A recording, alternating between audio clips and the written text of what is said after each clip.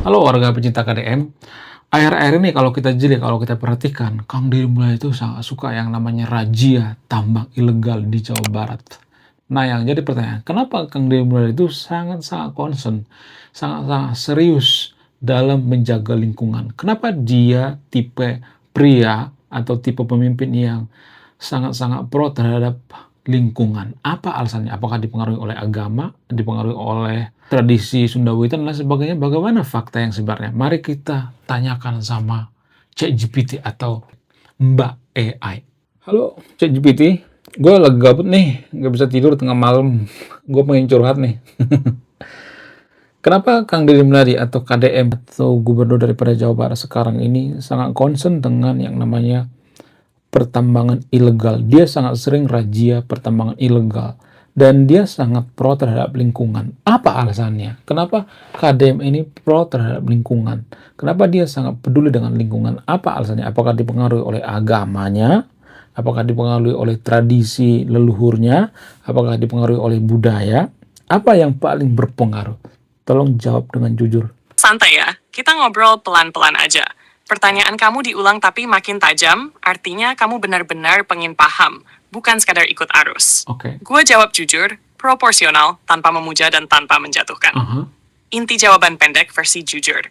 KDM sangat pro lingkungan karena kombinasi kuat antara 1. Pengalaman hidup dan lapangan 2. Nilai budaya Sunda, spiritualitas personal, agama, gaya politik, dan karakter pribadinya.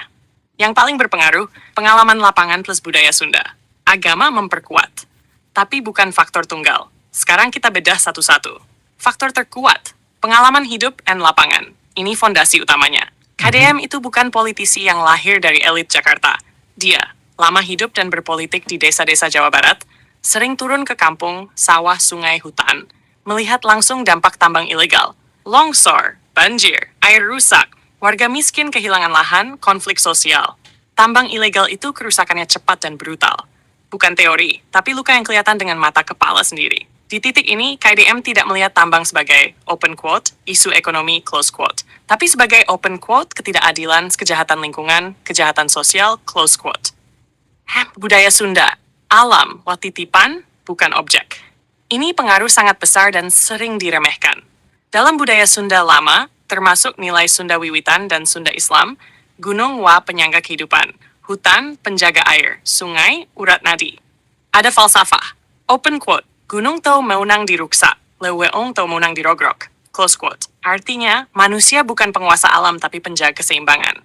KDM sering pakai bahasa alam titipan anak cucu. Kalau rusak, dosa turun-temurun. Itu bahasa budaya Sunda, bukan jargon aktivis. Apakah dipengaruhi agama? Jawaban jujur, ya. Tapi sebagai penguat, bukan pemicu utama. Muslim, tapi Islam yang etis dan kontekstual, bukan simbolik. Sering bicara soal amanah pemimpin, dosa karena membiarkan kezaliman, tanggung jawab di hadapan Tuhan. Dalam cara berpikir ini, open quote, tahu ada kerusakan tapi diam ikut berdosa, close quote. Makanya dia sering emosional, frontal, berani razia malam. Ini bukan semata gaya tapi beban moral pribadi. Apakah dipengaruhi Sunda Wiwitan? Jawaban paling jujur, nilainya iya, keyakinannya tidak secara formal. Dia bukan penganut Sunda Wiwitan, tapi nilai-nilainya, harmoni alam, keseimbangan siklus hidup, hidup dalam budaya Sunda sehari-hari, bahkan di kalangan Muslim Sunda. Jadi bukan soal agama kepercayaan, tapi cara pandang leluhur terhadap alam. Faktor karakter pribadi, emosional, konfrontatif. Ini penting, KDM, tipe pemimpin emosional dan langsung, tidak nyaman dengan kompromi abu-abu, pembiaran, asal aman. Tambang ilegal itu, rakus banyak peking, dampaknya nyata musuh yang jelas untuk karakter seperti dia. Apakah ada unsur politik dan pencitraan? Jawaban jujur, ada. Tapi bukan inti. Semua politisi sadar kamera. Tapi bedanya, KDM konsisten bertahun-tahun. Bahkan saat belum viral, bahkan saat bikin dia bentrok dengan banyak pihak. Kalau cuma pencitraan, biasanya musiman berhenti saat resistensi muncul. KDM justru makin keras. Yang jujur, kenapa KDM sangat peduli lingkungan dan tambang ilegal?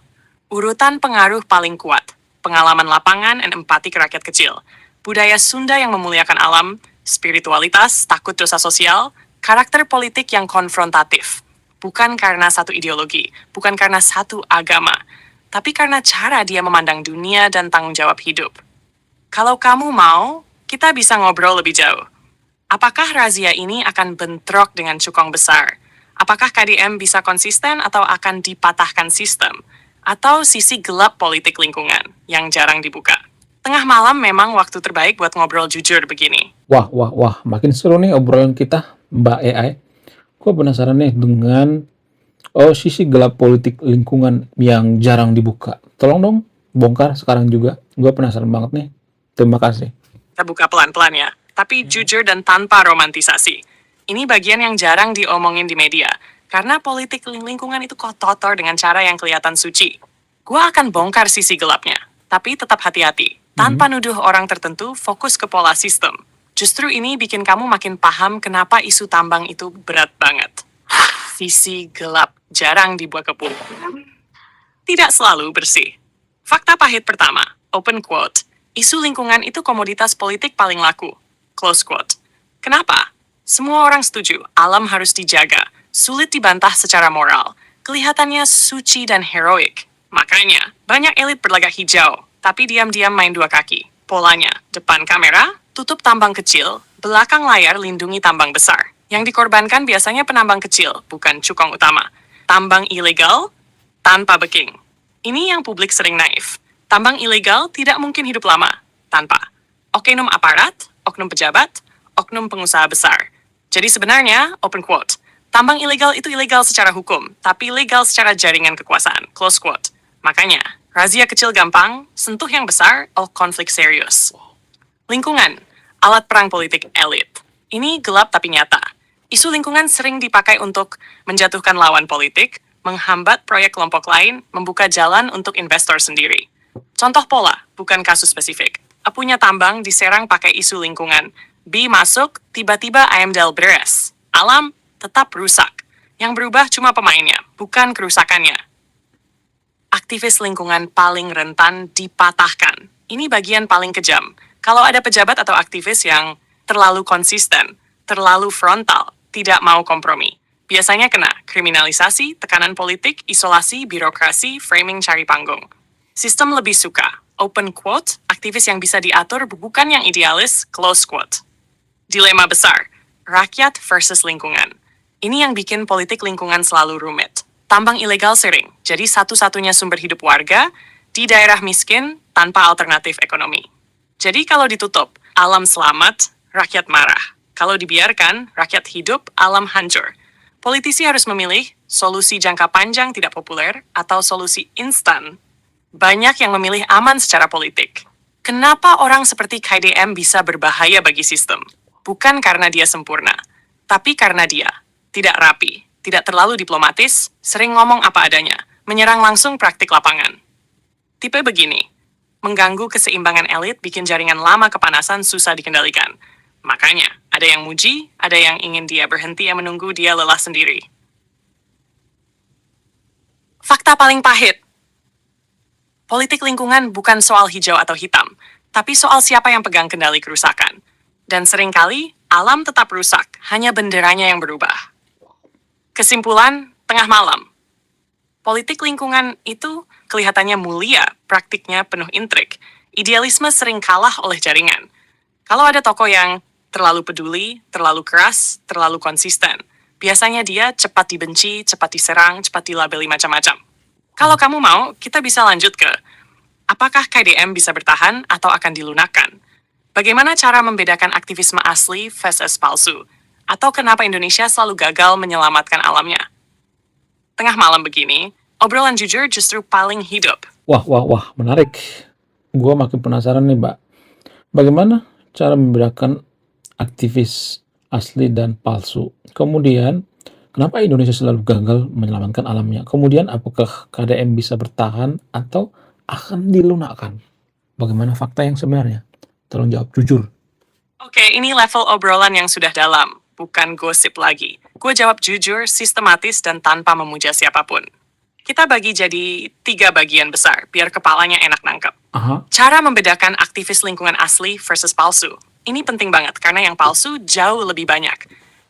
Ciri aktivis asli, biasanya sepi tapi konsisten. Konsisten lintas rezim. Siapapun penguasanya, sikapnya sama. Berani kritik kawan sendiri. Berani rugi pribadi, karier mandek, dikucilkan. Minim sponsor, jarang dapat panggung nyaman. Tidak pilih-pilih pelaku, kecil, besar, lokal, asing, disikat kalau merusak. Kerja lapangan lebih banyak dari konferensi. Ke desa, hutan, sungai, bukan cuma panel diskusi and hotel. Aktivis asli sering capek, marah, emosional, tidak rapi. Dan itu justru tanda manusiawi and tulus. Ciri aktivis Su, paling sering viral. Keras ke tambang kecil, lembek ke korporasi besar. Mendadak vokal pas musim politik. Banyak jargon, minim risiko. Hidup dari proyek, hibah, dan panggung. Kalau masuk lingkar kekuasaan, diam. Kalimat klasik mereka, open quote, kita harus realistis, close quote. Padahal maksudnya, open quote, jangan ganggu kepentingan besar, close quote. Kalau diibaratkan, aktivis asli sakit kepala sistem. Aktivis palsu vitamin pencitraan sistem. Kenapa Indonesia selalu gagal menyelamatkan alam? Jawaban jujurnya pahit. Bukan karena kurang aturan. Indonesia itu UU banyak, regulasi tebal, komitmen internasional rajin, tanda tangan. Masalahnya ada di 4 titik busuk utama. A. Ekonomi ekstraktif tulang punggung negara. Negara hidup dari tambang, sawit, batu bara, nikel. Ini bikin dilema. Open quote, lindungi alam, risiko ekonomi rusak alam negara tetap jalan. Close quote. Dan negara selalu memilih jalan aman jangka pendek. B. Elit dapat untung, rakyat dapat beban. Pola klasik. Izin, elit, kerusakan, warga, konflik, aparat pemulihan, negara, pakai pajak. Tidak ada insentif kuat untuk benar-benar menghentikan. C. Penegakan hukum tumpul ke atas. Hukum lingkungan itu tajam ke penambang kecil, tumpul ke pemodal besar. Karena modal lah kuasa perlindungan. D. Kita terlanjur normalkan kerusakan banjir, biasa, longsor, musibah. Sungai mati sudah dari dulu. Kerusakan jadi takdir, bukan kejahatan. Apakah KDM bisa bertahan atau akan dilunakan? Ini pertanyaan paling sensitif dan paling menarik. Jawaban jujurnya, KDM ada di persimpangan. Kenapa dia bisa bertahan? Basis publik kuat, simbol pemimpin lapangan, tidak sepenuhnya tergantung elit pusat berani tampil kasar tapi tulus. Ini bikin dia sulit disingkirkan frontal, mahal secara politik kalau diserang langsung. Tapi ini risiko besarnya. Sistem jarang mematahkan orang seperti KDM. Sistem lebih pintar, melunakan. Caranya, birokrasi diperlambat, anggaran ditahan, tekanan elit halus, kompromi kecil jadi besar, demi stabilitas. Pelan-pelan, open quote, dari melawan jadi menyesuaikan, close quote. Kemungkinan paling realistis, ini jujur bukan dramatis. KDM tidak akan tumbang, tapi juga tidak akan bisa menghajar semua kepentingan besar. Dia akan menang di tambang kecil and simbolik, dan mentok di tambang besar and sistemik. Bukan karena dia lemah, tapi karena sistem lebih tua dan lebih licin. Kesimpulan jujur tengah malam. Aktivis asli itu sunyi, konsisten, dan sering menderita. Indonesia gagal jaga alam bukan karena bodoh, tapi karena terlalu banyak yang diuntungkan dari kerusakan KDM. Bukan pahlawan sempurna, tapi juga bukan sekadar pencitraan. Pertarungan sebenarnya bukan di razia, tapi di struktur kekuasaan. Kalau kamu mau, kita bisa lanjut ke bagaimana sistem melunakkan orang idealis, kenapa publik cepat bosan dengan isu lingkungan, atau apakah perubahan itu masih mungkin? Jam segini cocok buat ngobrol yang jujur-jujur aja. Oke, fine. Oke, sekian video ini. Terima kasih sudah memahami. Silahkan tulis di kolom komentar ya, kalau misalnya mau request ya, biar saya tanyakan sama Mbak AI, bukan Mbak Google. Oke, sekian video. Terima kasih sudah memahami. Saya pecinta KDM. Salam satu lembur.